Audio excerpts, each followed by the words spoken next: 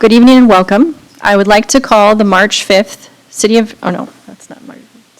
March 15th City of Issaquah's Development Commission meeting to order at 6:36 p.m.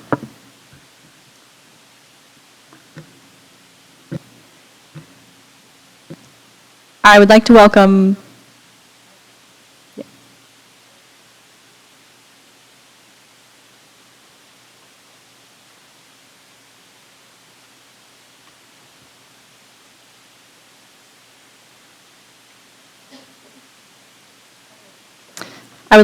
Katie Stanchak as our new alternate and Ola Fasoon as our new regular member. As a reminder, we have a remote aspect of our meetings. This means both staff and members of the public may be participating in the meeting remotely via WebEx. For those attending remotely, if you have questions or issues, please send the host a chat message or email staff at kristenl@issaquahwa.gov. Is that available online? Okay. Excused absences for this meeting are Chair Stanford. And our first item of business will be approval of minutes. Has everyone had a chance to review the minutes for the March 5th, 2025 meeting? Are there any corrections to the March 5th meetings provided in the agenda packet? Hearing none, the minutes are approved as submitted. Next, I would like to open the floor for any members of the public, in person or virtually, who would like to make a general comment, not about the Burgermaster sign, but on general topics. There will be 2 opportunities later in the meeting for those who would like to comment about the sign on tonight's agenda. Ms. Jackson, has anyone signed up to make public comment? No, Chair. Thank you.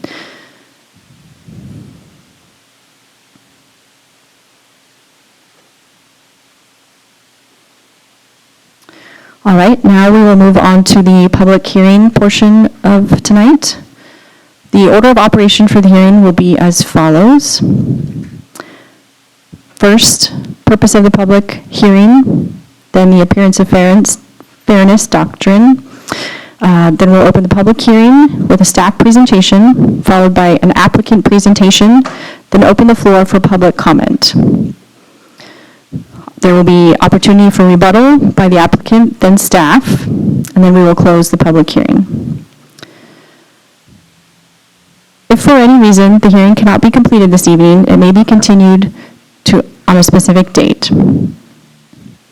And the purpose of this public hearing is a formal meeting for the potential landmark designation of the Burgermaster, formerly XXX sign.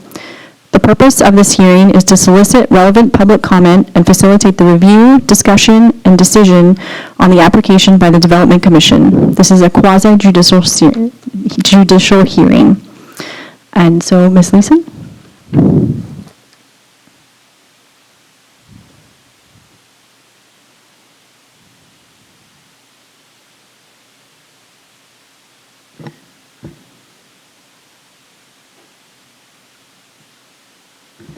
Good evening. I am Kristen Leeson, Principal Planner for the Community Planning and Development Department. And before we start anything tonight, we're going to do appearance of fairness. Appearance of fairness, and there are several questions that we have. The quasi-judicial, which is, yes, very hard to say, decisions context includes, requires proceedings to be fair in fact and appearance. Ex parte contacts are prohibited. We want to know if a disinterested person, knowing the totality of a decision maker's personal interest in a matter, would be reasonably justified in thinking that partiality may exist. And the decision makers who have personal interest, prejudgment of issues, or partiality are disqualified from the proceedings. So, our questions for the commissioners with regards to the outcome of the proceedings.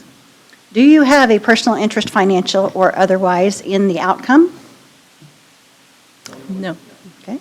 Any familial, social, or business relationships or connections with any of the parties or non-parties who have an interest in the outcome? Okay. Any special knowledge about the substantive or the merits of this proceeding which would or could cause you to prejudice the outcome? Okay. Does your employer have an interest, financial or otherwise, in the outcome? Will there be any prospective employment for you or your family as a result of the decision? Do you own or control property within 300 feet of the subject property? Okay. And have you had any ex parte communications regarding this project? Okay. Do you believe you can sit and hear this matter fairly and impartially, both as to the respective positions of the proponents and the opponents of this matter? Okay. And for the audience, does anyone in attendance wish to challenge the participation of any commissioner based on the appearance of fairness doctrine? Just raise your hand if so. If yes, raise your hand. When called on, please state the, never mind. No one has any objections. All right, so moving on. Now I open the public hearing at 41 p.m. First, we'll proceed with the staff's presentation. Ms. Leeson, I'll need to swear you in. Please state your name and position with the city for the record. Kristen Leeson, Principal Planner. Do you swear by oath or affirmation that the testimony you are about to provide is true? Yes. Thank you. Please proceed with your presentation. Okay, so we're going to start with a little history on the Burgermaster sign. Keep in mind this is the sign and not the building. So we will take public testimony, then you all will deliberate and actually take public testimony, and then if you have, actually I'll finish the presentation, you can ask clarifying questions. Then we will take public testimony, you all will deliberate, and if appropriate, vote. So our question is, does the XXX sign meet the city's criteria for landmark sign designation? That means, does the landmark sign, is there evidence that the sign is at least 40 years old? Has it demonstrated one or more of the following? Is it associated with an historic local figure, event, or place? Does it embody significant evidence of the history of a product, business, or service advertised? Is it characteristic of a specific period of the local area? Is it an outstanding example of the sign's maker's art? Or is it a local landmark that is recognized as a popular focal point in the community? So, this all started back in 1895 with the Galveston Brewing Company, who opened up it was a beer manufacturing company.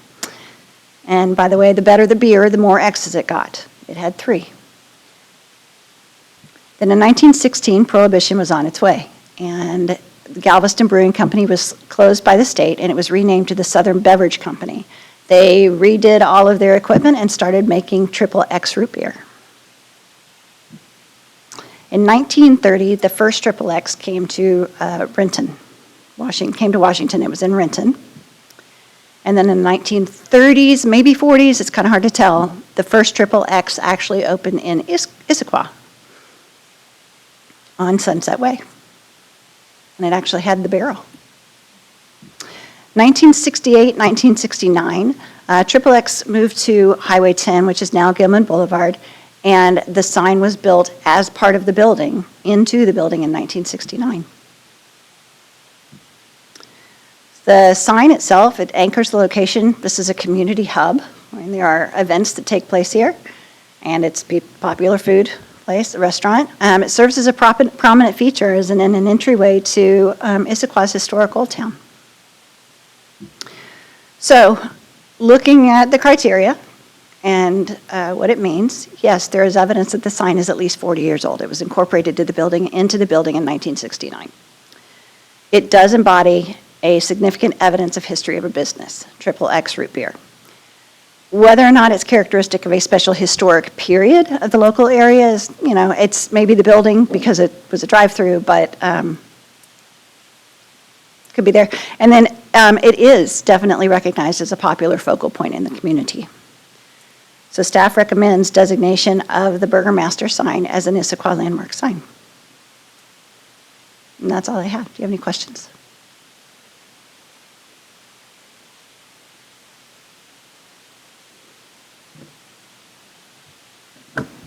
Are there any questions from the commission?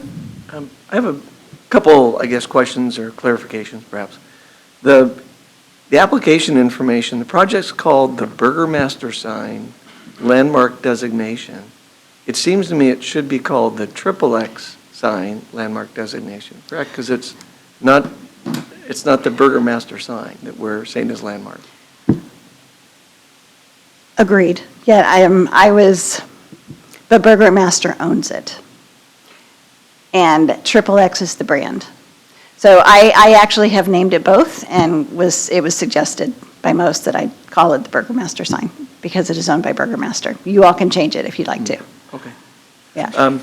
The other question I had was on the list of the landmark sign conditions, it mentions A, 40 years old, B, the list of items it has to meet, but there's also a C, that the sign is consistent with the purpose of this chapter. But I didn't see that listed as one of the conditions in the report, saying it met that condition. Ah, good point.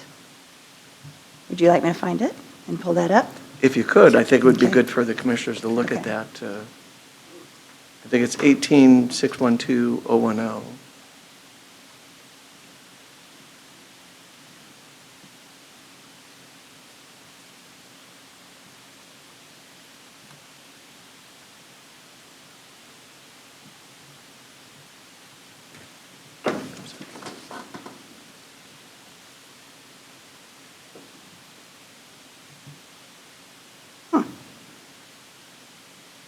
Oh, that's why.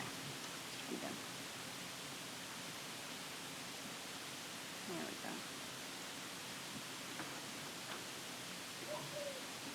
we go. Okay, so the purpose of this chapter is to establish standards of design, placement, size, renovation, and proper maintenance of all exterior visible signs and sign structures within the city of Issaquah to contribute to the economic vitality of the community, encourage signs that are both functional and attractive. Sorry, I should probably be sharing this. It's not showing up.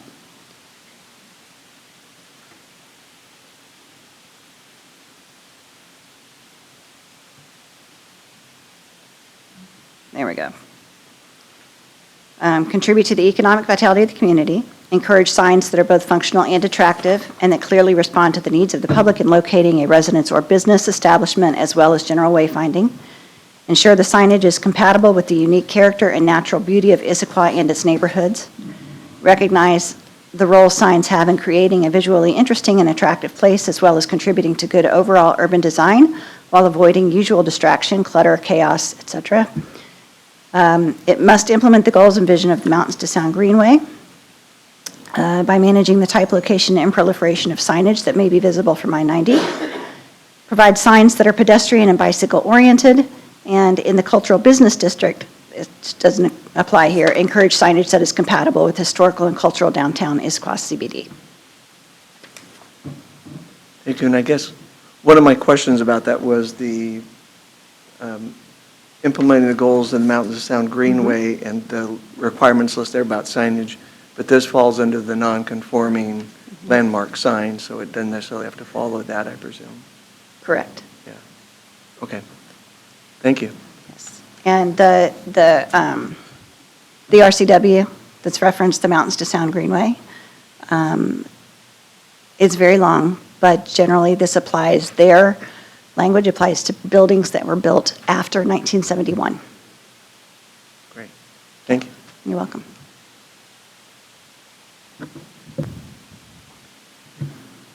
Thank you, Ms. Chair. So I'm not clear about the question that's in front of the commission right now. So the question about whether it is a landmark sign is the question that the XXX sign in its current form meets that criteria, not the proposed alternatives that have been also included in tonight's package. Correct. So- That's why there are two different hearings. This As one it is exists. just, does the existing sign meet the criteria? Right. The And next then- public hearing is in regards to the Gotcha. alterations. Okay, thank you. Any other commissioner questions? All right, thank you.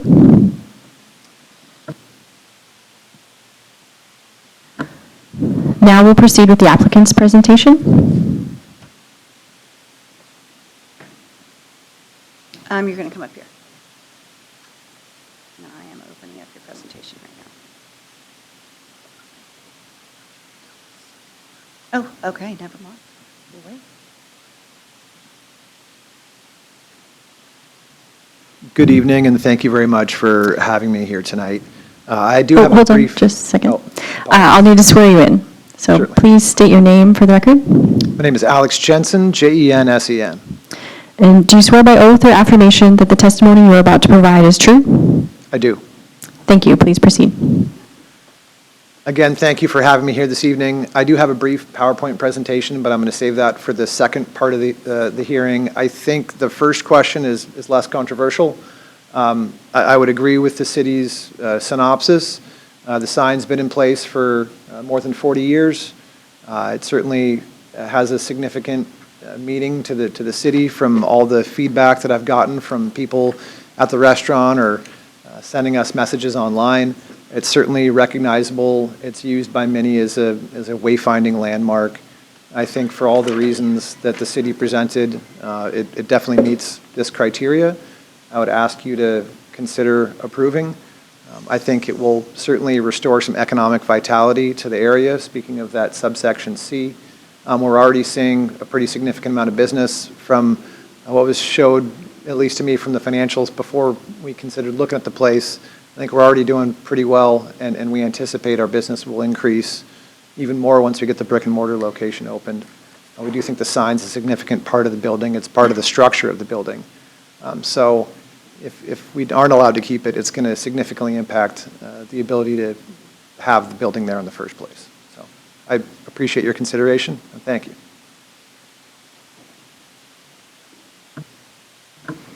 Any questions or comments from the commission for the applicant?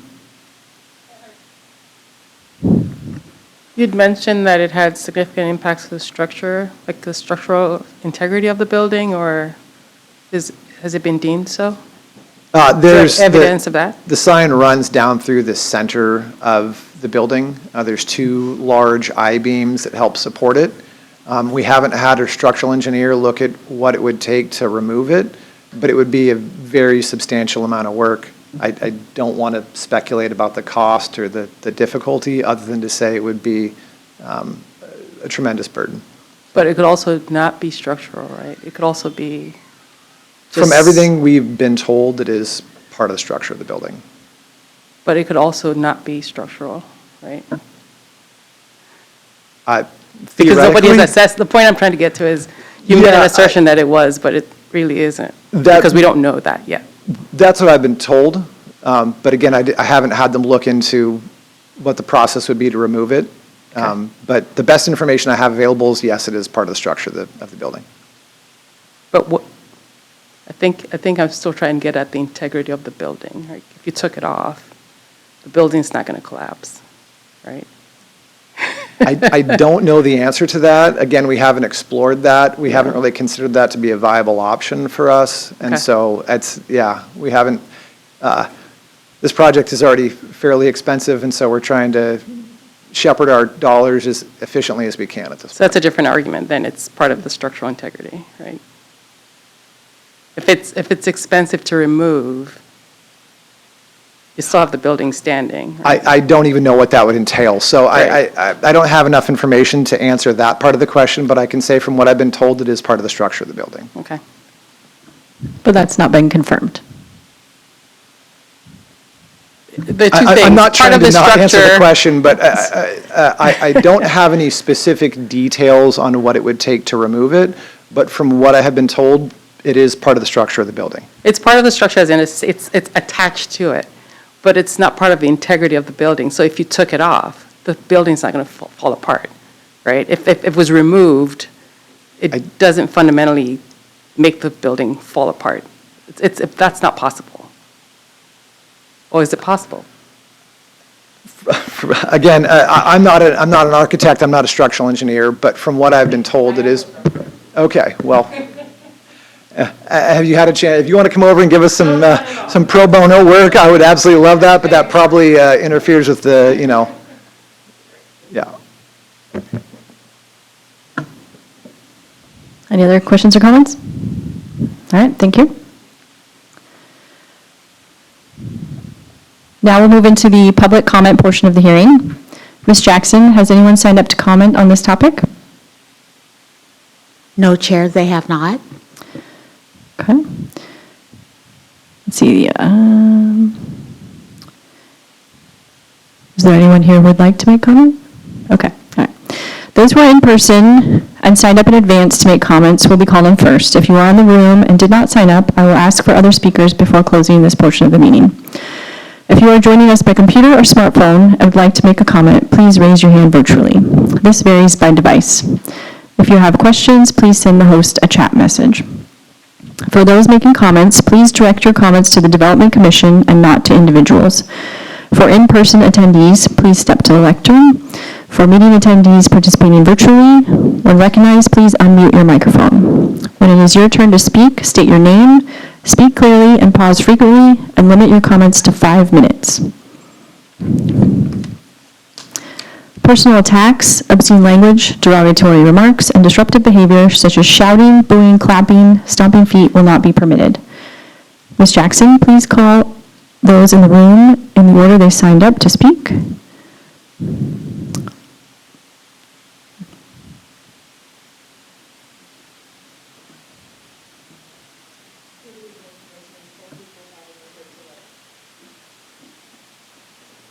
Can you hear me now? My name is Corby Kessler. I'm the Executive Director of the Downtown Issaquah Association. And before I get into the matter at hand, I want to make sure you know that our Flowers on Front program has officially begun today. So all the baskets that you see, 102 of them along Front and Sunset, are there for your enjoyment. So please do enjoy.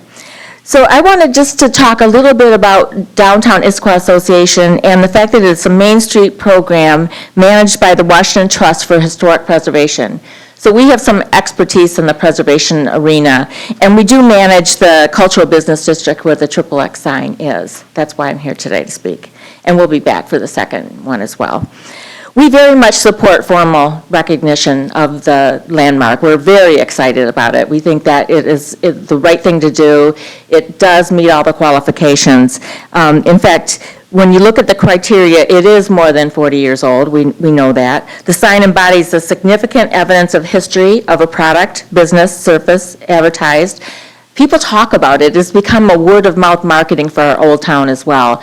And that's very important to our Old Town, to set us apart from others and to have people talk about it and market it in a very historically hip way, which is how we word it. But the next step in the process, the one that the orange color altogether where you create this sign and you change some of the elements that are critical and core to the Excuse me. sign. Yeah, this one is specifically on the landmark designation. If you have comments regarding the alterations, there will be another opportunity to speak. Okay, so we are very much in support of this and excited about the opportunity to speak at the next one. Thank you.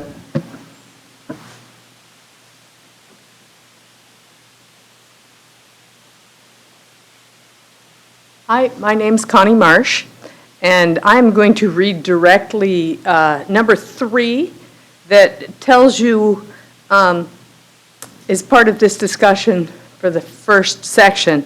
It says, if the Development Commission classifies the sign as a landmark, it may continue to exist to preserve the historic character and distinctive features of the sign. And then it goes through and talks about how the following must be adhered to, and part of that is sign design, color, and texture, and shape. So this is in this first decision-making part of the code, you are supposed to say what the distinctive features of the sign are that make it historic.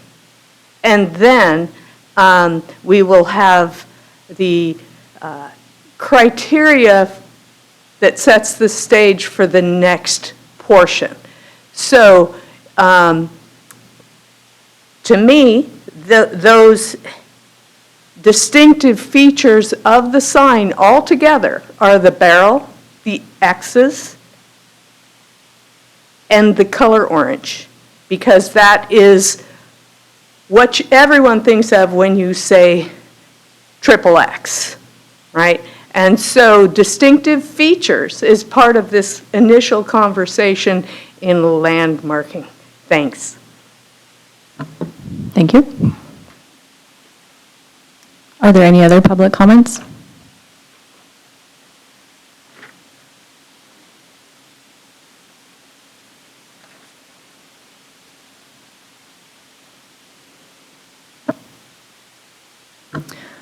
Does the applicant have any rebuttal to the comments made?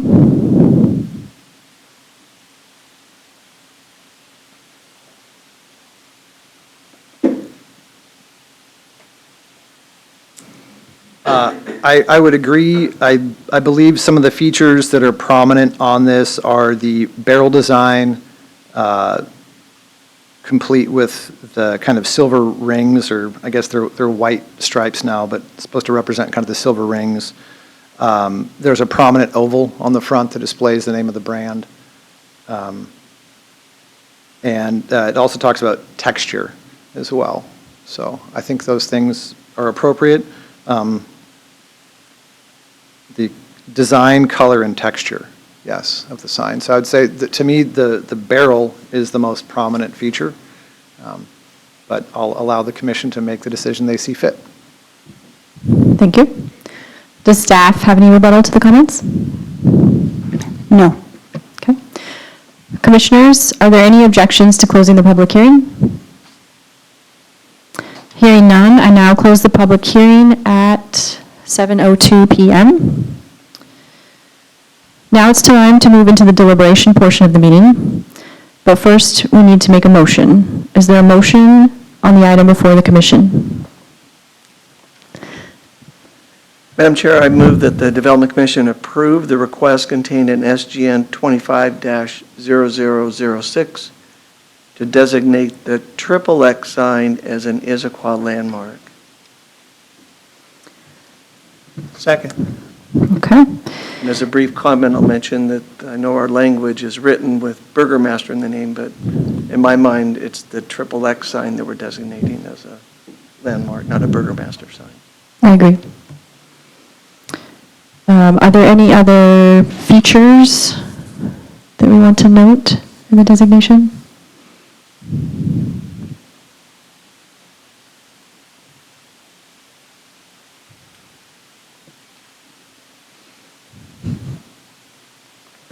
I guess I didn't see something in there that said we needed to specify what those were. Okay. With the deliberation concluded, it is time for the commission to take action on the item before us. All in favor of the main motion, say aye. Aye. All opposed, say no. The motion is approved. This concludes the Burgermaster landmark designation, or, sorry, do we need to restate it? Okay. This concludes the XXX landmark designation application. A notice of the decision will be issued by staff within 7 days.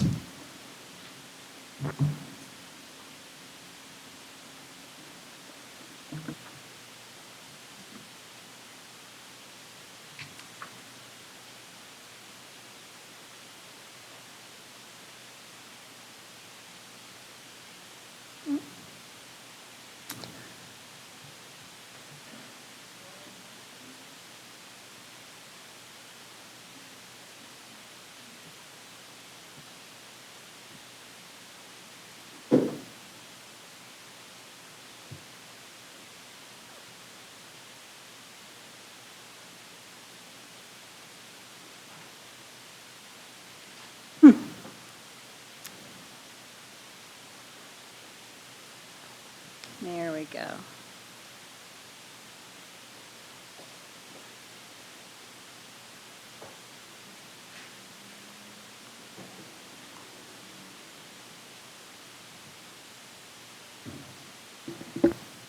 Okay, it was not cooperating with me.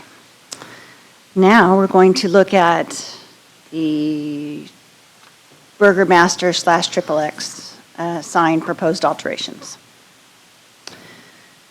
So, IMC 18612 states that if it is designated as a landmark, the shape of the sign shall not be altered, no more than 50% of the sign area shall be modified, and any deteriorated or damaged portions of the sign must be repaired when possible rather than replaced, and when new material is used, it must be consistent with the sign's design, color, and texture. And I should note that no more... Sorry, Ms. Leeson, do you have to open this as another public hearing? You do, I'm sorry. Okay, Yes, sorry. go ahead. Okay. This is the formal public hearing for proposed alterations to the XXX sign. As a landmark sign, changes to the sign must be approved by the commission. The purpose of this hearing is to solicit relevant public comment and facilitate the review, discussion, and decision on the application by the Development Commission. This is a quasi-judicial hearing. And so now I open the public hearing at 7:05 PM. First, we'll proceed with the staff presentation. Ms. Leeson, you're still under oath. Please proceed. Okay, I'm going to start over just a little bit. If it is designated as a landmark sign, the shape shall not be altered. No more than 50% of the sign design of the sign area shall be modified. Now, the caveat is, no more than 50% of the area can be modified unless it is approved by the Development Commission. Lastly, if it is deteriorated or damaged, portions of the sign must be repaired when possible rather than replaced. When new material is used, it must be consistent with the design's design, color, and texture. As I mentioned, approval from the Development Commission is required for any alteration that exceeds 50% of the area. As you can see, the existing sign, I didn't put any words here, but it's obvious. The existing sign is in the shape of a barrel. It is very large. It is primarily orange. The barrel piece is primarily orange. The center circle is red. The bands are intended, they were originally silver, they are intended to be silver, and the brand name XXX Root Beer is on there.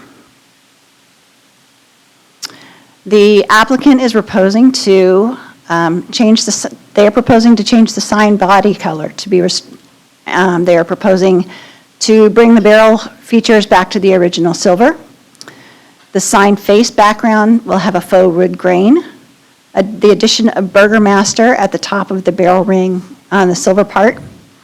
The XXX Root Beer brand name will be replaced by the Sear logo and Dine in Your Car, which is the Burgermaster brand. They are also proposing, and not stated here, to replace all the acrylic that is there with aluminum. Acrylic, however, is usually used for interior signs. It's not considered to be very sturdy. The aluminum is considered a better use for outdoor signs because it's much more durable. So the shape now shouldn't be altered. They're not altering the shape of the sign. No more than 50% of this sign area shall be modified. Well, clearly they are, and they may do that with your approval. They're doing the color. They're proposing the color on much of it, and they are proposing to change from the acrylic to aluminum. And I just said that, they're replacing the acrylic with the aluminum, which is more durable for outdoor use. The city, however, is recommending a very dark brown. Otherwise, the colors are very close to what it is. Originally, we were recommending that they use a color to match more closely to what is there today. So as I mentioned, we recommend approving the proposed alterations to the Burgermaster landmark sign with the condition that the barrel color be lightened or changed to more closely reflect the existing barrel color. And that's all I have. Thank you. Any commissioner questions?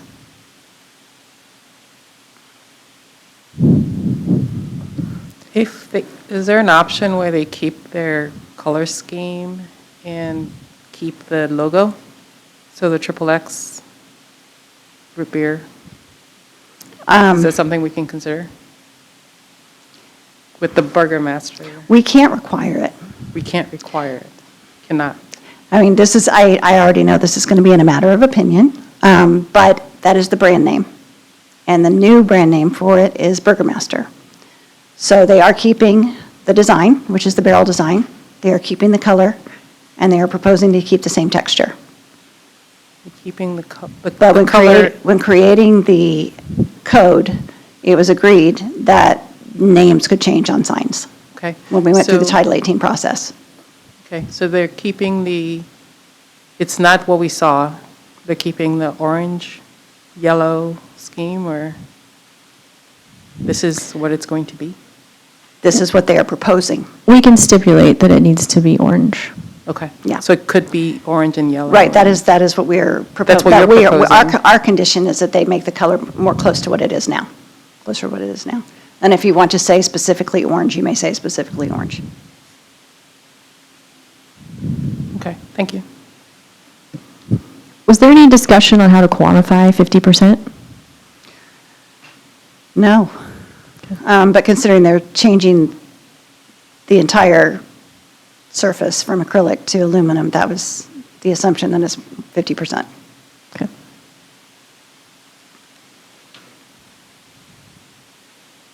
Any other questions or comments? I have one comment on the staff report. I feel like there should be some revision in the conclusion. In the second paragraph, said the features required to be retained and maintained on a landmark sign are shape, color, and texture. But I think it should be shape, design, color, and texture. That is what the code says. The code says, The first part of the code says the sign, A says the sign shape shall not be altered. And item C in the code says when new material is used, it must be consistent with the sign design, color, and texture. okay, you're right, I apologize. That's- Okay, that's the second paragraph in the conclusion? It's the second paragraph in the conclusion, yeah. Okay. And then it mentions a couple times in that paragraph. Okay. So, yeah. Okay. And I guess that would be a question too. How do you define design? You know, it's funny, I looked it up, because it's come up so many times. Mhm. And, you know, it's things like a sketch, a drawing, a shape. And we talked about the Rainier sign. And the Rainier sign is an R. The entire thing is the R. That is the design of the sign. Staff considers this one, if you want to throw in the XXX, that to be the brand name. Because XXX was a franchise, and people opened these burger restaurants and advertised that they were selling XXX root beer. And that's what they were selling. And they sold burgers with it. But staff has considered the XXX part of this to be the brand name, the franchise name. Not the design. And not part of the Not design. the design. Great. Thank you. But yes, the definition of design, as I have looked for it, is sketchy. It's gray. Yeah. Thank you. You're welcome.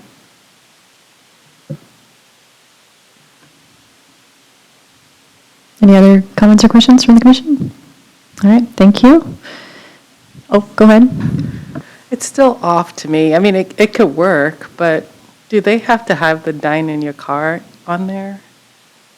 This is what they are requesting. Yes. This And is that this has is to what the commission be- will decide tonight. So when we take the, the logo and the dine in your car plus is that more than 50%? No. Or it's still No, I mean, square, whatever, the I mean, area is still kind of less than 50%? Well, let's hear the applicant's presentation, Okay, and we'll all right, deliver we can it do that. later. Okay, all right, Yeah. sure. Okay. All right, now we'll proceed with the applicant's presentation. And I'd like to remind you that you are still under oath. This is not working with me tonight.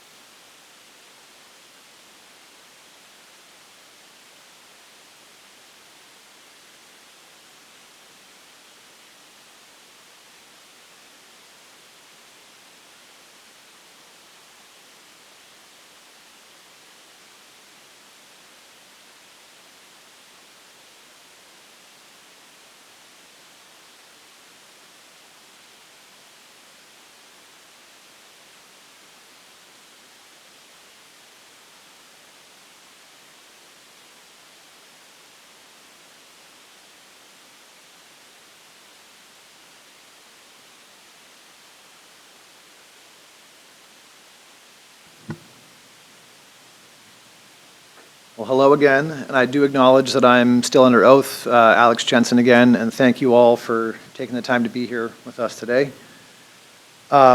We would ask that the council approve these design modifications. I would note that we've done a couple of things to try to gradually get this closer to what everybody wants to see and what people view as consistent, or at least more consistent with the history of the location. So I think this is the XXX that everybody kind of knows and loves, and that's what's kind of in people's minds. I think the reality is that the restaurant itself and the sign have been there for a long time, and it's definitely in need of somewhat of an upgrade. The existing sign did have a pretty big hole blown in it by that giant windstorm that took out a lot of those trees along Gilman as well, and that's not a whole lot of fun. So clearly something has to be done with this. Our original design, we want to incorporate some of the colors and elements from our branding. It is going to be a Burgermaster restaurant, not a XXX, and so we want people to know and understand when they pull up that that's what they're coming into. Our existing designs, we have our name, we have the dine your car, we have a steer head. So how can we try to incorporate those things and still keep the characteristics that, again, make this sign so beloved? So this is one of the ones we first started out with. I guess I should mention that originally we did have the XXX on the sign still. And the reason that we did away with that was we got a pretty nasty cease and desist letter from the XXX folks in West Lafayette, Indiana. They're the last remaining XXX in the U.S. We thought they'd be delighted to hear that they wouldn't be the only ones, but that was not the case. They were pretty adamant that we were infringing upon their trademark already, and they told us under no uncertain terms they would be suing us in every way imaginable if we went forward with the renovation and referred to this in any way as the XXX. So that is a large part of where we're coming from. I know there was a meeting, I think, last September, and the original design we showed had the 3 X's on it still. But with that in mind, and not wanting to take a giant business risk, I don't think it's reasonable the city takes on that risk for us. We altered our plans. To me, the really iconic parts of this sign are the root beer barrel look with the stripes, not only horizontally, but those kind of vertical stripes as well, and that big oval with the brand on there. We got some feedback that the blue wasn't very popular, and we went, okay, well, let's keep it with red, and that's actually kind of more in brand with some of our other signs. Our other signs aren't so close to our awnings. They're separate, and we were worried that the red together would be a little bit too much, the red on red, but I actually think it looks really nice. We like the combination of that. Then we got more feedback that we'd like to see a lighter version, and so we came up with another option for that. I'd love to try to, within reason, make this something that is really beautiful for the next 60 years. I know the restaurant itself needed a tremendous amount of work. We had to gut the entire thing to bring it up to code, but also it just needed it. Even if it would have been code compliant, there was a lot of, very thick patches of like gelatinized grease in parts of the kitchen. This needed a complete gutting. And I think if we're looking forward to the next 60 years, it does make sense that it reflects the brand that's going to be there.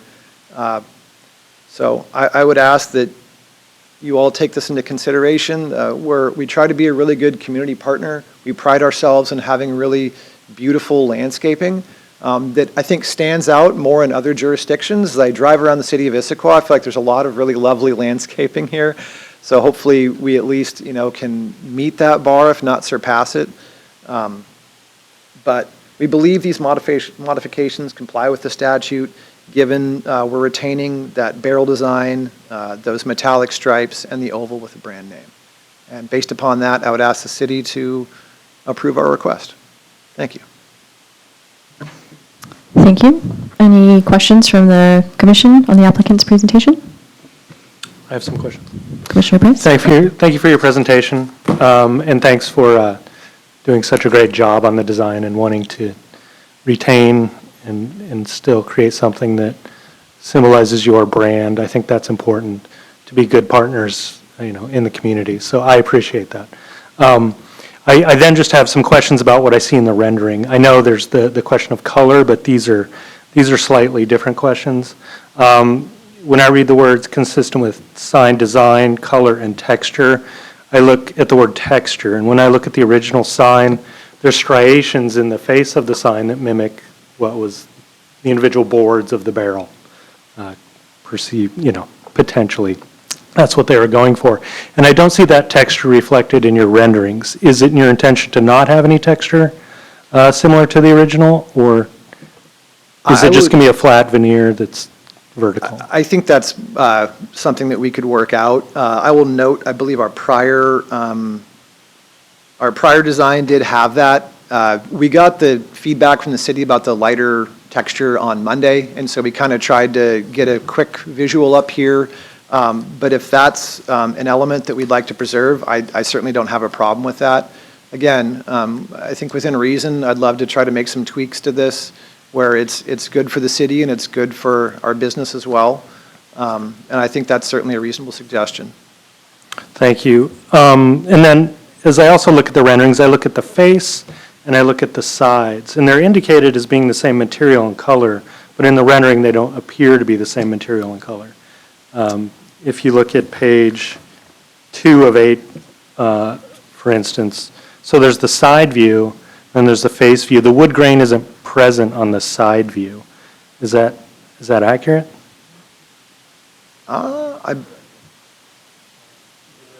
They should be identical. On the actual built sign, they will be identical. If that wasn't reflected in the visual, then I apologize for that. Okay, no big, it's just a question.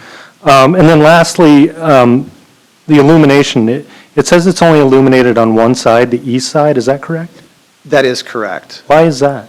I believe that is currently the case. Oh, okay, so it's just in preservation of that. And I wonder how that came about. But anyways, okay. If I can speculate, I believe it used to be more visible from the freeway before Right. Integrity Automotive was there, Yeah. and they didn't want to create a distraction, but that's just my speculation, or cost, but I'm just Okay. Okay, guessing now. those are my questions for now. Thank you very much. Other questions? Commissioner Ikeda? I appreciate you clarifying the issue with Triple X. That was one of my first questions, is why wasn't that preserved? And I understand it now. Thank you. It's been a common comment from people, and it would be nice if we could try to split the baby somehow. We tried to negotiate a little bit, and it was just crickets, so, yeah. Any other questions? All right, thank you. Thank you. Now we'll move into the public comment portion of the hearing. Ms. Jackson, has anyone signed up to comment on this topic? No, Chair, but I believe there is someone in the audience that would like to make a comment. Okay. Please call those in the room in the order they volunteer.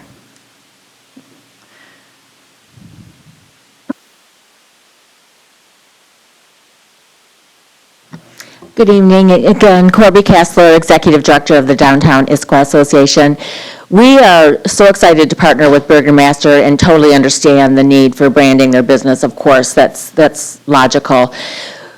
It is puzzling, this whole process of just approving a landmark sign with the triple X, with the orange, with the barrel, with all those elements that made it a landmark sign in the first place that was just approved.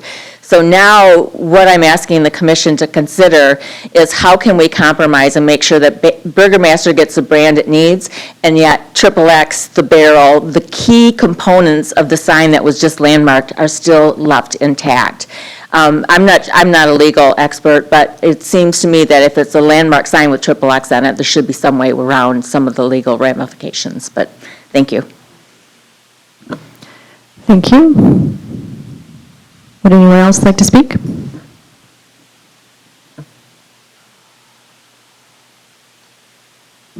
Okay, legal stuff. No one told us legal stuff. We go to a lot of work to try to figure out what's right, and then somebody pops up with legal stuff. Makes me crazy. However, we have color, and we have yellow, and we have orange, we have the shape and the texture, right? So how much change do you want? Could the barrel be orange? The round plaque be sort of that weathered pinkish color that we see? And could the horns be yellow, right? And so then you're getting the color elements of the landmark sign without the legalities of the Triple X situation. Burgermaster, I like Burgermaster, and I like their horns that they had in Kirkland and the neon. Those were cool. I don't find this rendition to carry that sort of mid-century cool that I actually think of as Burgermaster, but the draw of the barrel and the Triple X is all down the West Coast. Any antique show I go to, everybody knows where the Triple X is. And so in my brain for marketing, the closer you can get to the triple X sign, the easier the draw will be to market your restaurant anyway. So I think it's beneficial for Burgermaster too, to try to echo those colors very closely. So that's, I guess, what I would propose. The sign needs to be orange, and then the lettering needs to be yellow, and the texture of the barrel needs to stay with the striations of a barrel. And then when I feel like getting really fat, I'll go eat at Burgermaster. Thanks. Thank you. Any other public comments? Does the applicant have any rebuttal to the comments?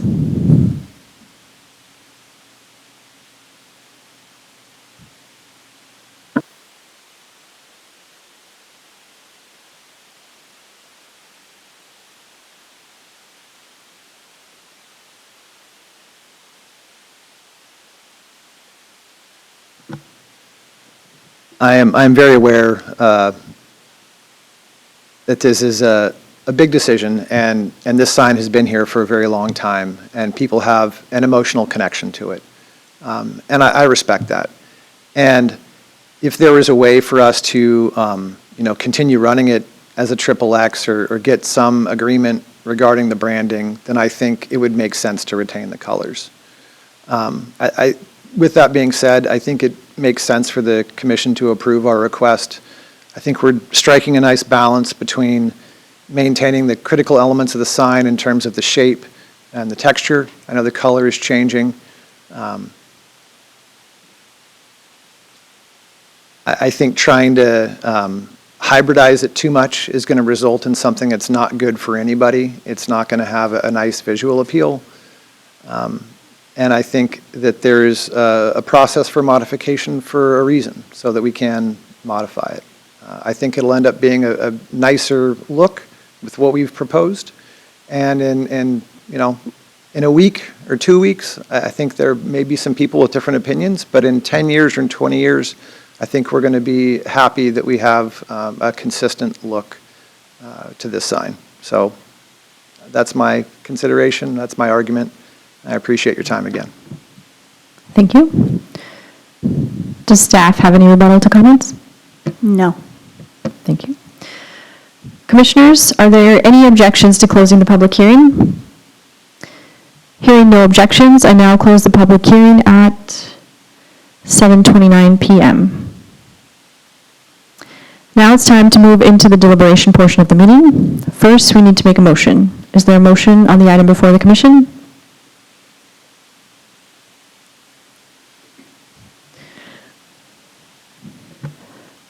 Commissioner Morgan? Madam Chair, move that the Development Commission approve the proposed alterations to SGN 25-0006, Burgermaster sign with the following condition. Number one, the barrel color be lightened or changed to more closely reflect the existing barrel color. Second.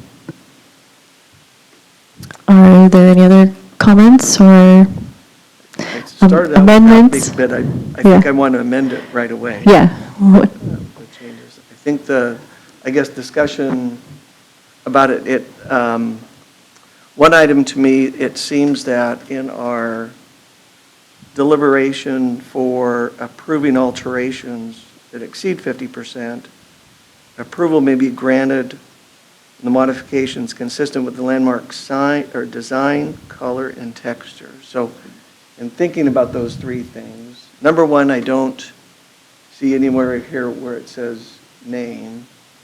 And if this was a McDonald's sign, and we said you have to keep the name McDonald's, it wouldn't seem correct. So to me, it doesn't, I understand the historical importance of the triple X, but I don't see where our code says it has to keep the name. The design I would see is the shape and the bands, the barrel look. The texture is hard because texture to me is a plastic or plexiglass, and I think that's hard to tell. But the one item there, color, I have a hard time getting around changing color from orange to brown.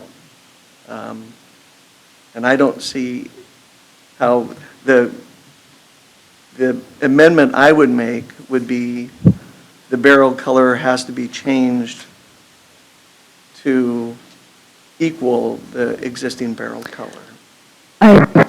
To modify the city's proposed condition, to be more specific, to Yeah. orange. And I don't, curious what other commissioners think.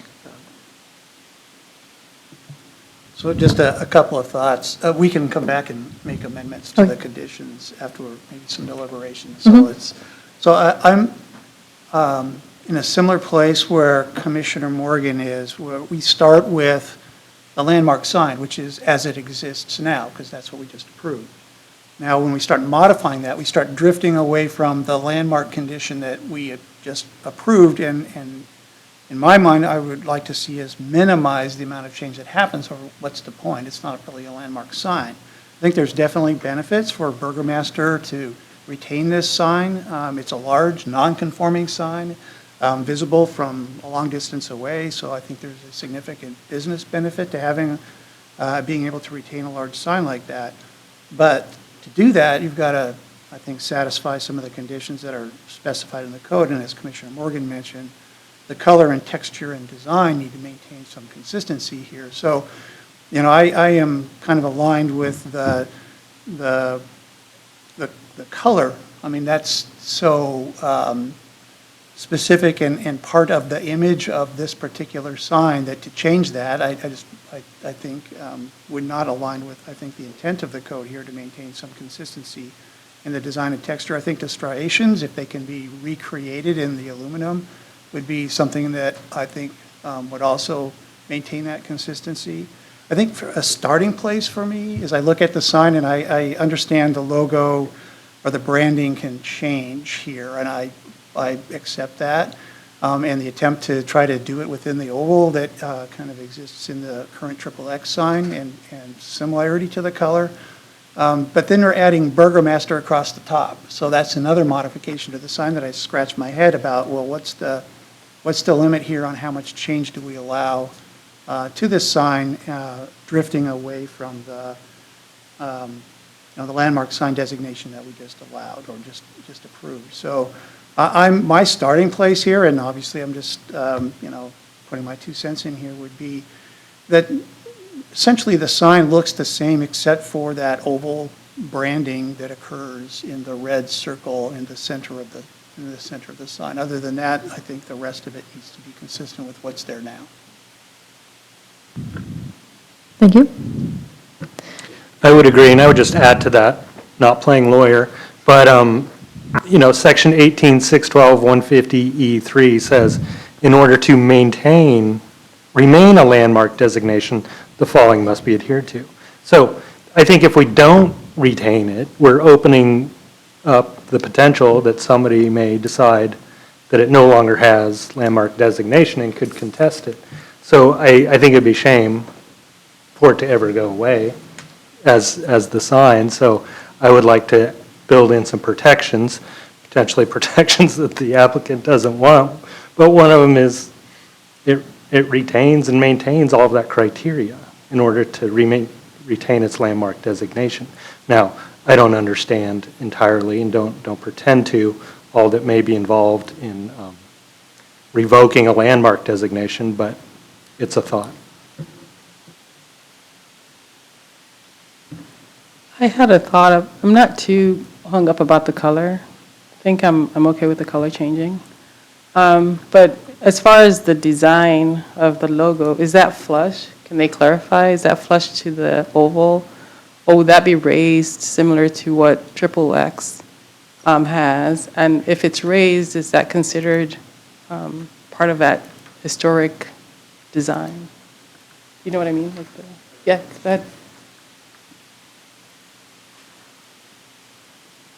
So currently, the oval is raised, and that we would maintain that.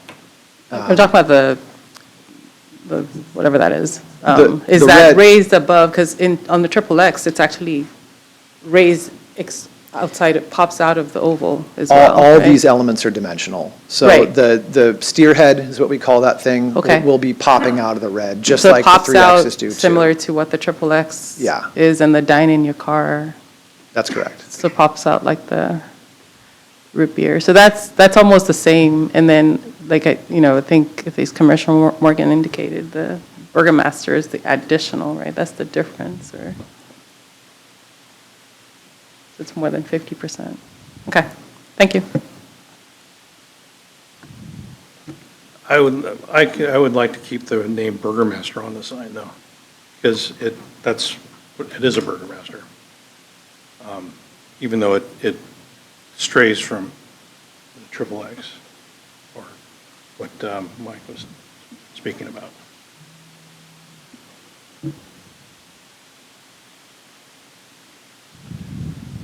Yes, one other thought about the Burgermaster, the name going on there. It's an interesting question because there was not a discussion about sign dimensions. And with the Burgermaster, would that fit within the sign code of how large can a sign be? The Burgermaster is a new part of the sign that was not there before. Looking at it, I did some rough calculations. It seems like it might be 36 to 40 square feet based on, I think it's 2 feet, 4 inches high and maybe 16 to 18 feet wide. And I'm not sure what the facade is of the building, but if it's over 1,500 square feet, you can have 5% of the facade or up to 100 square feet. So it seems like it might fit within the code in terms of size, because it seems like when we talk about meeting sign code, we should talk about meeting sign code.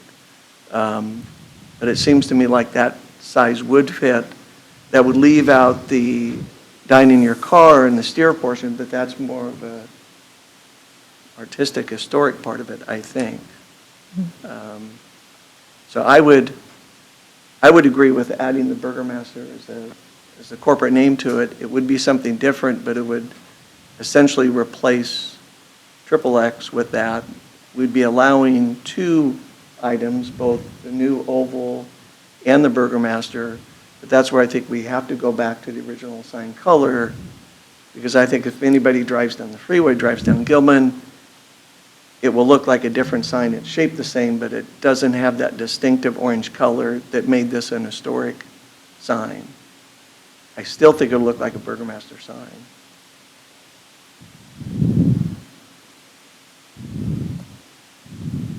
So I think we've got a few topics here.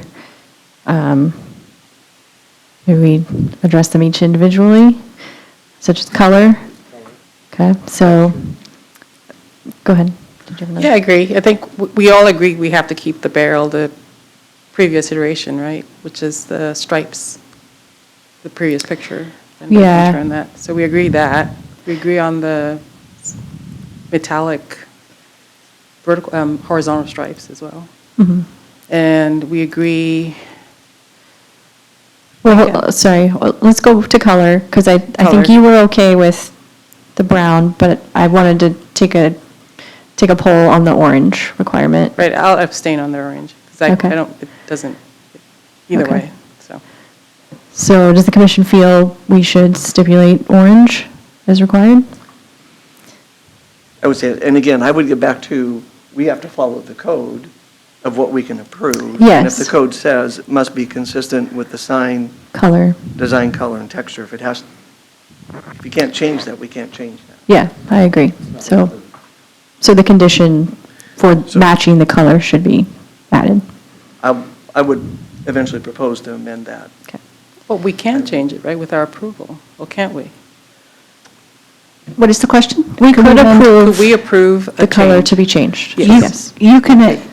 You can make an amendment to the motion to Okay. change, to have the color match more exactly to the orange, yes. Or not, right? We don't have to. Well, the text of the approval for non-conforming signs, if approval from the Development Commission is required for any alteration, significant change in appearance or replacement that exceeds 50% of the sign, approval may be granted when the modification is consistent with the landmark signs design, color, and texture. I see, okay. So I think, to me, it says it has to Implicit, implicit is in It's there? constrained, Okay, yeah. right, got it. Okay, and then on texture, I maintain that the striations should exist, that mimic the bare line. I agree.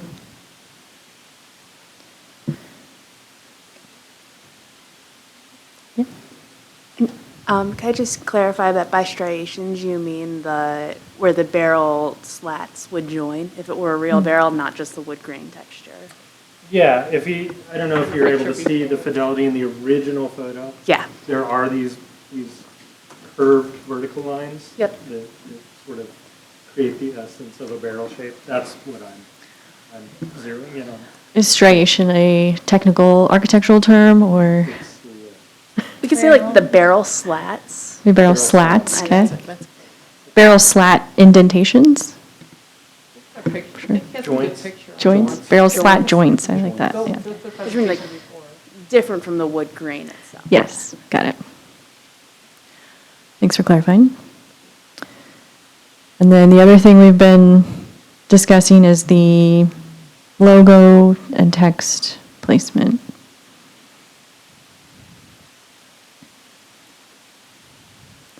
And so what defines a change here? Well, I think in my opinion, I think it's the city's view too, that XXX is the branding.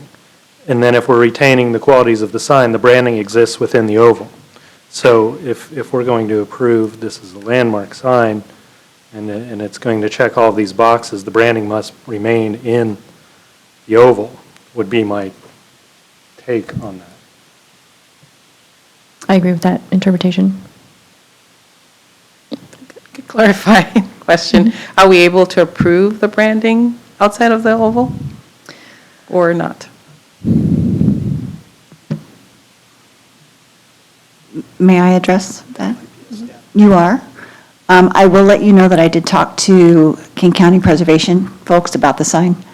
They were actually fine leaving the Burgermaster up there as long as it could be removed without, if it needed to be, without damaging the silver design portion of the sign. Thank you. So the mechanism is just us saying that we, in addition, so the motion just says we add the Burgermaster logo at the top, right? And stipulate that it, as long as it doesn't damage the, Well, the motion is to approve it as presented with the condition to make the color more similar. So we could add a condition So you can add one. that Okay. the Burgermaster would need to be removed without damaging. That would be a condition we could add. okay, thanks. Madam Chair. Real quickly, the legislative intent of what you all are debating about consistency Sorry, of, sorry, I for the don't know record, who I'm you Jenny are. Dhaliwal, Community Planning and Development Director. Apologize for missing that part. So the consistency of the color, shape, and texture was not meant to be like for like. I think that's where the discretion was given to the Development Commission to be able to make some sort of, is it keeping the spirit of the sign and the landmark designation the same? As you debate about whether it's orange, I think at the staff level, we recommended maybe lightening it a little bit to keep that to be the same consistency. At the end of the day, it's a barrel made out of wood. How it started out to where it ended up being orange. If you look at historical photo of it, it probably has, evolved. And while today it's orange, it's not clear that whether it actually, to me, we have some old 1948 photo, which is black and white, but then I think the other part of this, from a discretionary approval, is also the aesthetics of the overall building and the sign. Yes, we're keeping the spirit of the shape, the texture, and consistency with color, but how it fits in with what the rest of the building looks like isn't part of your criteria, but it's the aesthetic piece that perhaps, how it'll look. If it's orange, it probably will not have any orange color in the building. Perhaps that also adds to the discussion as you think about, orange exactly the same hue. I don't think that was the intent. orange can be different hues too, some darker, some lighter and all that. And so I think that's why staff's recommendation was to lighten the color the way that's presented to you. I just wanted to clarify the word consistent and mean like for like.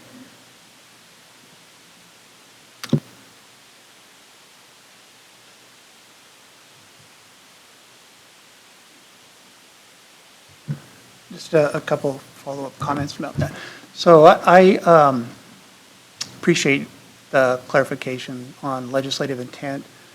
I'm still struggling a little bit with the dramatic change of the sign between what it was, or what it is currently, and what it has been over a number of years, and what's being proposed here. And when it comes to the architecture of the building, the sign can be essentially the primary design feature of the building, and the rest of the building can be modified to be compatible as well. So there are a lot of different ways you can try to integrate something that's a little bit more aligned with the sign in its current condition, current aesthetic. As far as there's the debate about Burgermaster at the top of the sign, I mean, I'm lukewarm about that, but I could live with that. Sounds like others are fine with that. But I really struggle with changing it as dramatically as it has been changed in the proposal. I think most people in the community would scratch their heads when they saw this go up and say, well, what happened? It isn't consistent, and it's not the orange barrel sign at the end of Gilman. It's so I'm still leaning back toward more consistency in its current, as far as the barrel color, texture with the striations, the slat joints, et cetera. It doesn't have to be exactly the same color. I mean, that might be hard to do, but more aligned with that as the image that we are trying to preserve here. And the logo in the red circle, I mean, I get that. I mean, that's the branding for this restaurant, and I understand the need for that. So that's kind of where I am.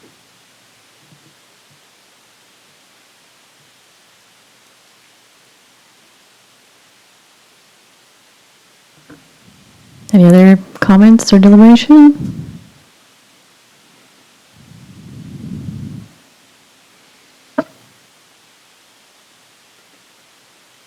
Madam Chair, I move to amend condition number 1 to state that the barrel color shall be consistent with the sign's current orange color. I second that.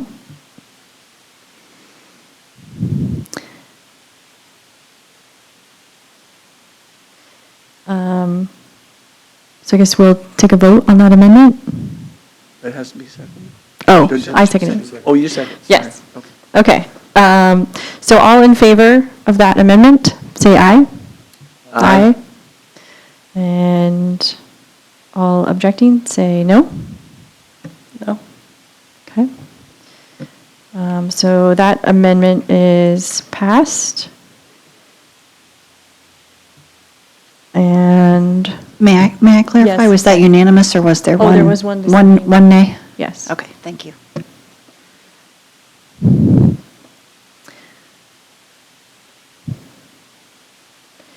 I-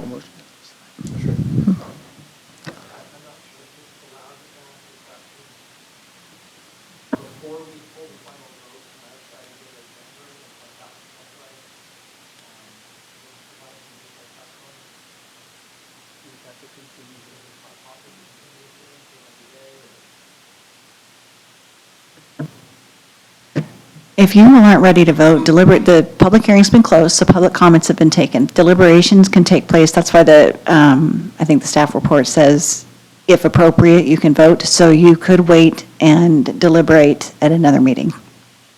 But that would be in June unless we held a special one. So I'd like to see it. It looks okay the way it is. I'm having a hard time seeing what it would look like in orange with the delta with the building. So I'd like to see that. And remember, it's not necessarily our opinions, it's to match the code to stay within design, color, and shape. But I also understand that we have the flexibility to not consider the color too, right? I don't think that's the case. If we have to, we may have to make our decisions based on what the code says. Well, the code if it's says consistent with 50%, the color. right, if it's, if We can approve agree- changes while maintaining design, color, and shape.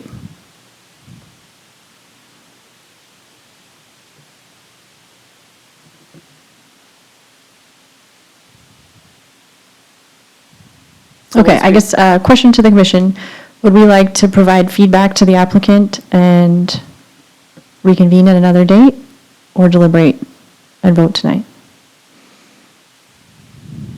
Yeah, I think I'm fine. deliberations now don't necessarily. Okay? So I guess. He would like to wait. Deliberate at a future date once, oh, sorry. I guess deliberating at a future date would make more sense. Well, either or, I guess, it doesn't really matter. I guess maybe if we deliberate now, it may give them more direction. If they are going to amend the proposal. I have no problem with continuing the public hearing to a future date if there's no time constraint on the part of the applicant. If they're going to provide more information that gives us a better sense for what it is we're going to be approving, I'm fine with that. I have no problem with that. Okay. Any commissioners not okay with that? One thing I would like to do is if we do have another amendment that we might add about slats, that we put that in place so that if we do come back, then we can see that as well. Yes, so I think the commission's feedback is that the color should be similar orange, or Consistent with the current. consistent with the consistent orange So the color. language will follow the code to say consistent. Yes, and to include the texture that's existing, the barrel slat joints. And I guess this one we have not, I don't know if we have a majority on this one or not, but the logo and text in the oval only, to be consistent with the current sign.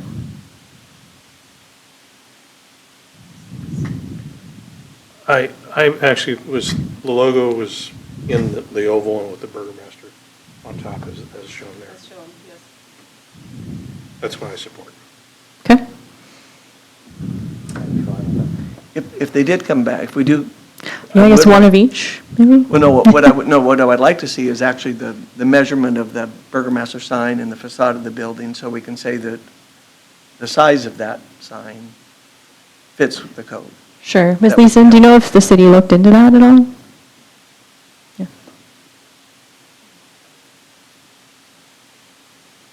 I can ask the question whether the size of the sign encompasses the outer barrier.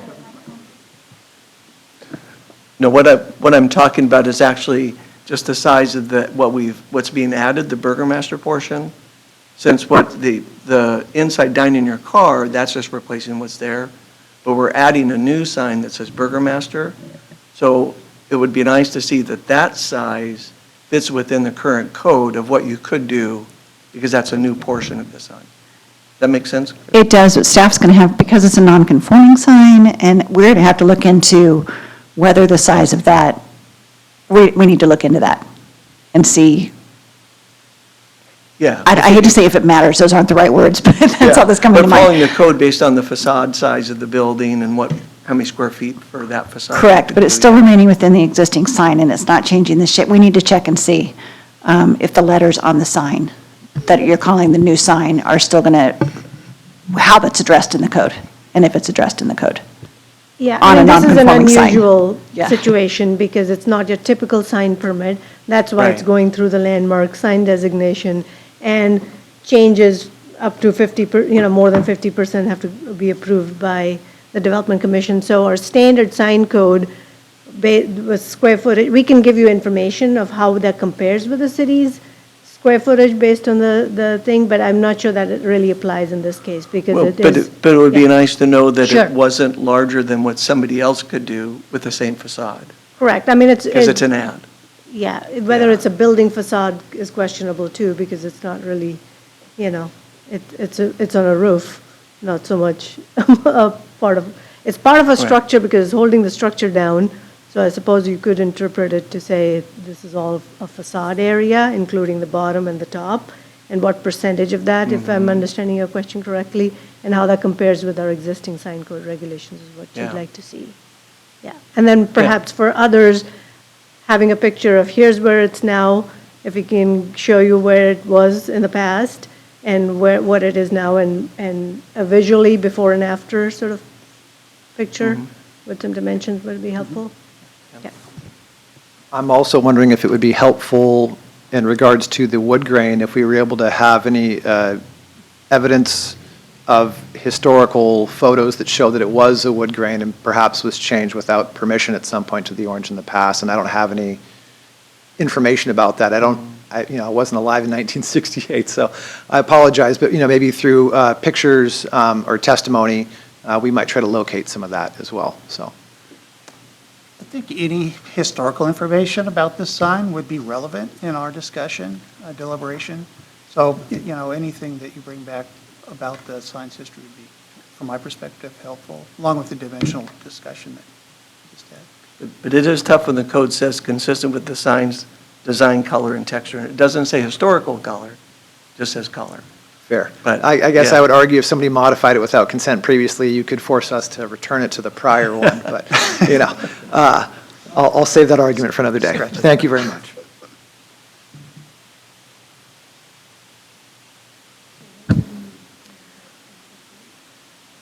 Okay, is there any other comments or feedback for the applicant? Okay. Just a clarification for the applicant. Is there a time constraint?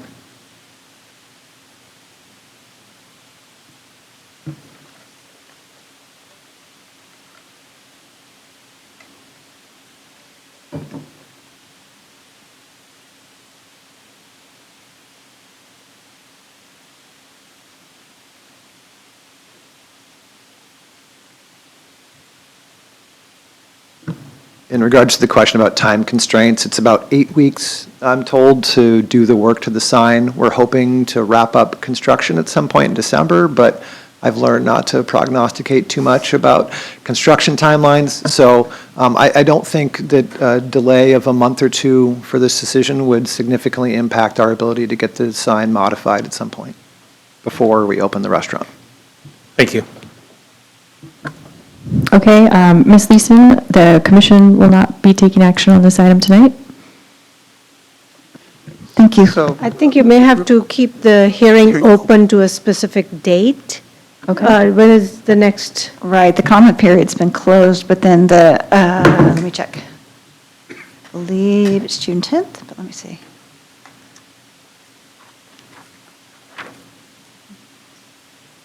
So, nope, the 11th. Yeah, so I was thrown off because today's a Thursday. The 11th. Yeah, wait, second Wednesday in June is the 11th, yes, okay, so June 11th. So the public hearing will continue until June 11th. Okay. This public hearing will continue until June 11th. Madam Chair? More questions? Go ahead. Yeah, so it has to do with your logo, the Burgermaster logo. So is red fundamentally tied to it, or is it a different, yeah? Yes, red is one of our primary colors. It's basically our main color. We do use kind of a navy blue as well that we'd shown previously, but we felt the red was more consistent with the historical sign. But if there's another suggestion, we'd be open to some other ideas. Just a quick reminder, since this hearing is continued, we still haven't made a decision, so it's a quasi-judicial matter, and we have some new commissioners here. So a reminder that we can't talk about this topic to anybody until we get back here and do it amongst ourselves. So just a quick reminder. Yeah, not with any outside people or amongst ourselves, yeah. Exactly. Okay.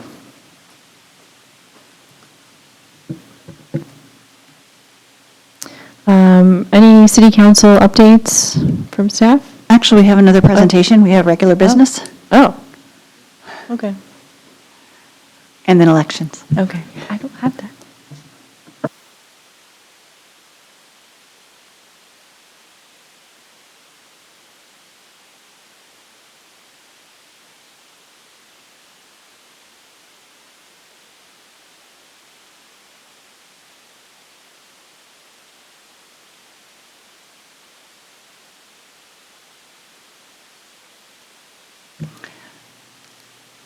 May I step in since it's not right there?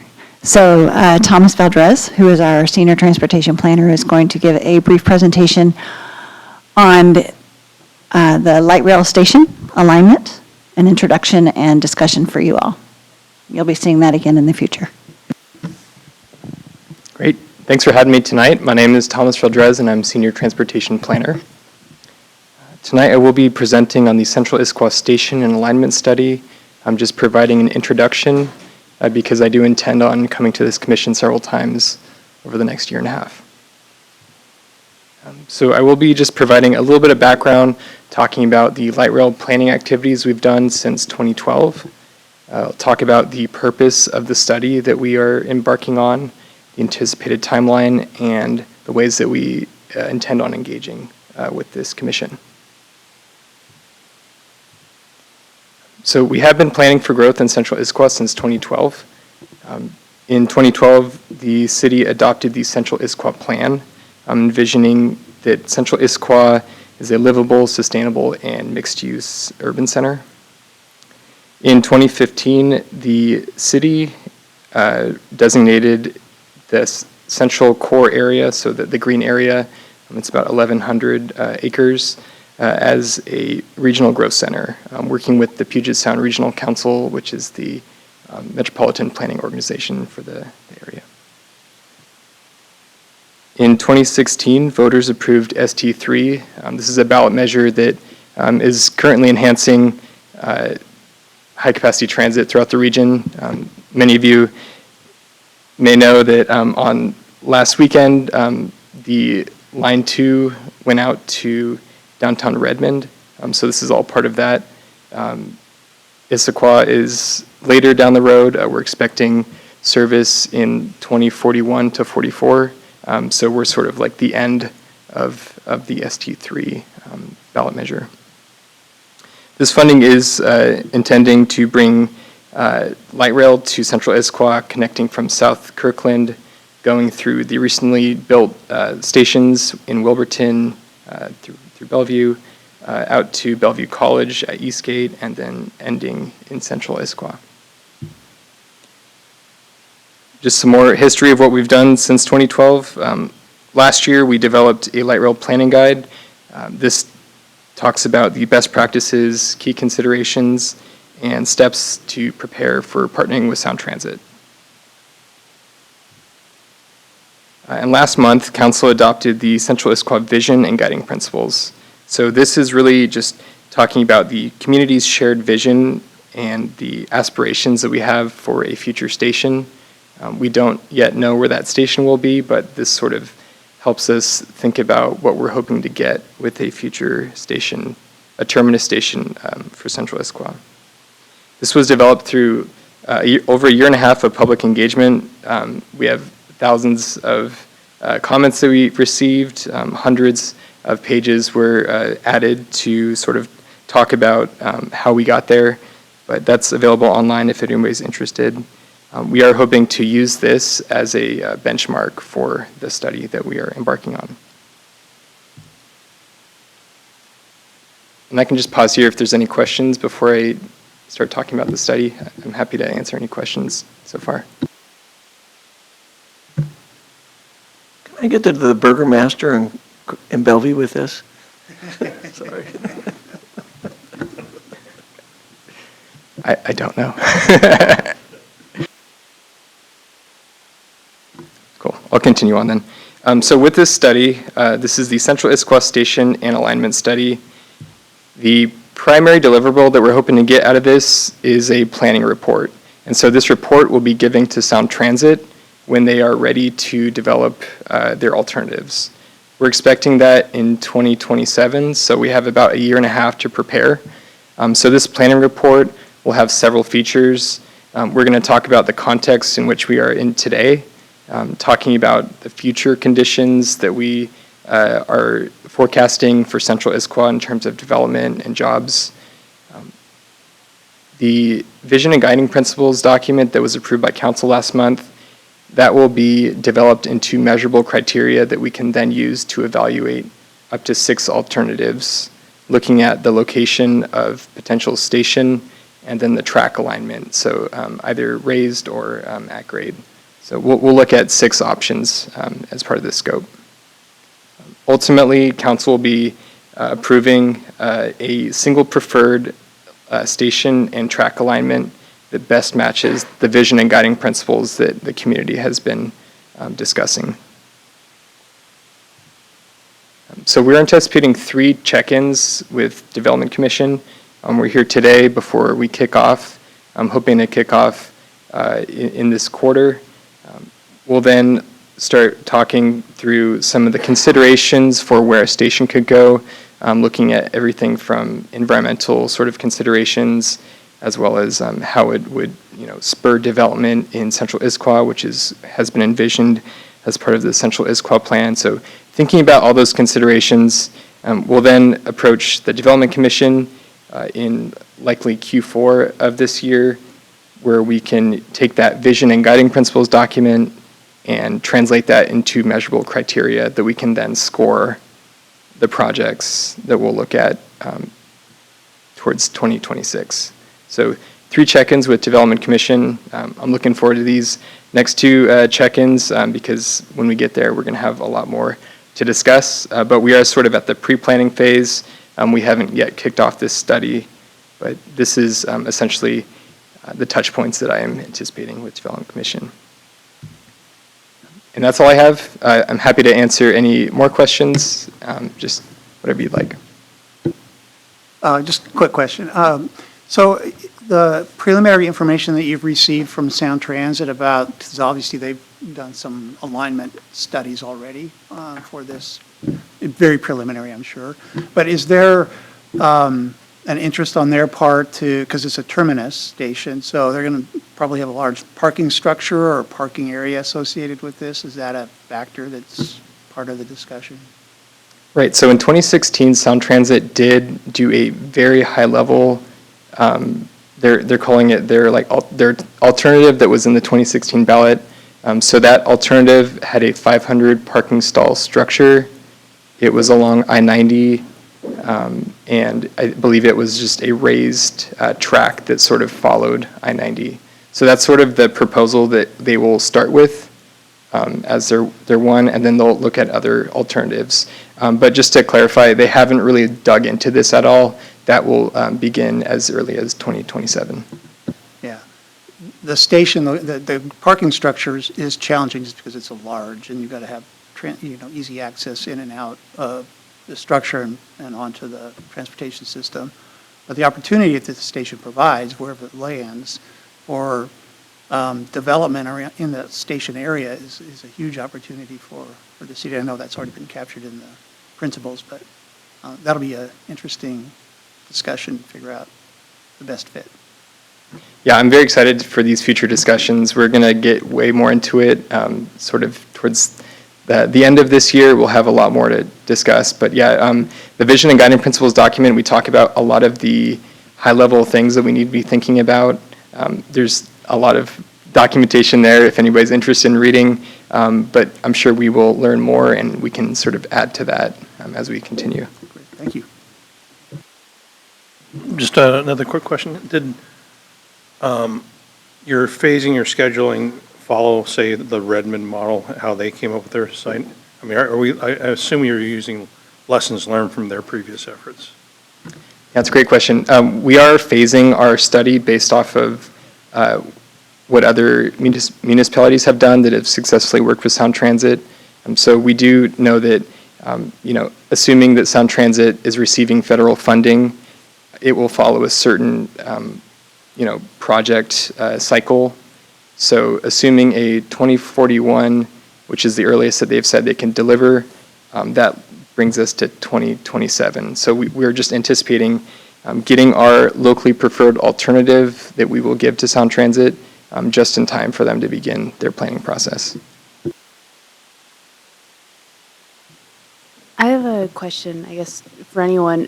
Does Sound Transit 3 rely on grant funding, federal funding, or just secured loans or low-interest loans?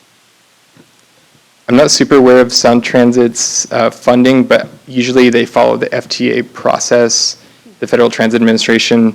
A lot of that money comes from your taxes, the RTA taxes that you pay on your vehicle tabs and so on. But they do get a lot of FTA funding, federal tax exemption. So, yeah, to the order of $23 million from us, the amount of money that the city gets from retail sales tax, Sound Transit gets the same amount of money from, it's comparable in terms of their RTA taxes for our size. I don't know exact number for Issaquah's residents pay towards that, but it's all the ST3, the ballot measure that passed, so that's a lot of their funding from that. Yeah, I guess my question is the date of 2041 reliant on procuring federal funding?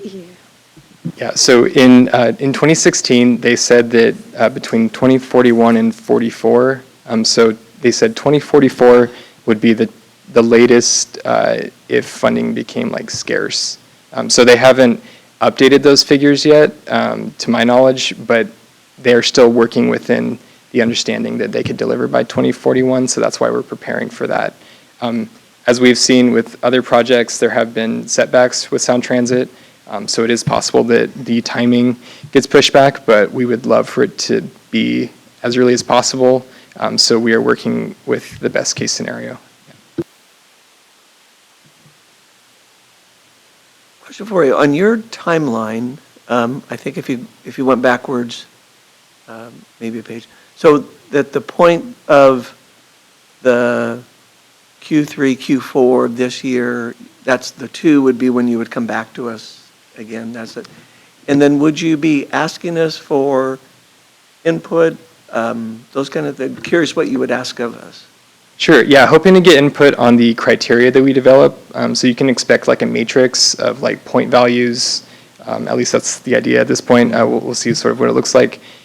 But we are sort of trying to score, have a scoring criteria before we actually look at the alternatives, so we're not right-sizing it to we want to have the actual criteria developed first, so we're not getting ahead of ourselves here. Yeah. Okay, thank you.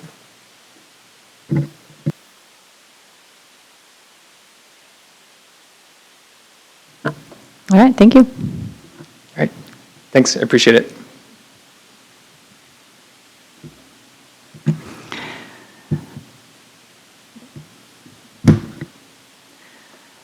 So I have to apologize to Vice Chair Shore. Something happened, and, usually these things these days save themselves automatically. In this case, her script did not, so she didn't get the complete script. So I'm going to take over for a minute. We do need to do elections tonight of chair and vice chair. And how it works, and alternates may not serve, they also may not nominate. We will do chair first and then vice chair. If there's one nomination and no one else is nominated, it is an automatic sort of win, and that person becomes the chair or vice chair. If there's more than one, we do not hold a vote tonight, and it will be held at our next meeting. Okay, so we will start with the chair. Are there any nominations for Development Commission chair? I nominate Vice Chair Shore to be chair. Seconds? No seconds, you're right. I'm sorry, I'm used to that. Sorry. Thank you. Any other nominations?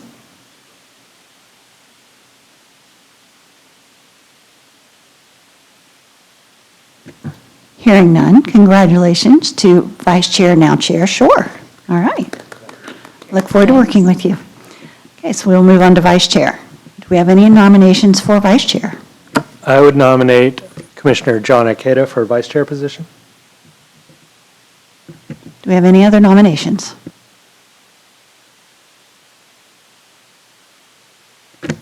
Hearing none. Commissioner Ikeda, you are now Vice Chair Ikeda.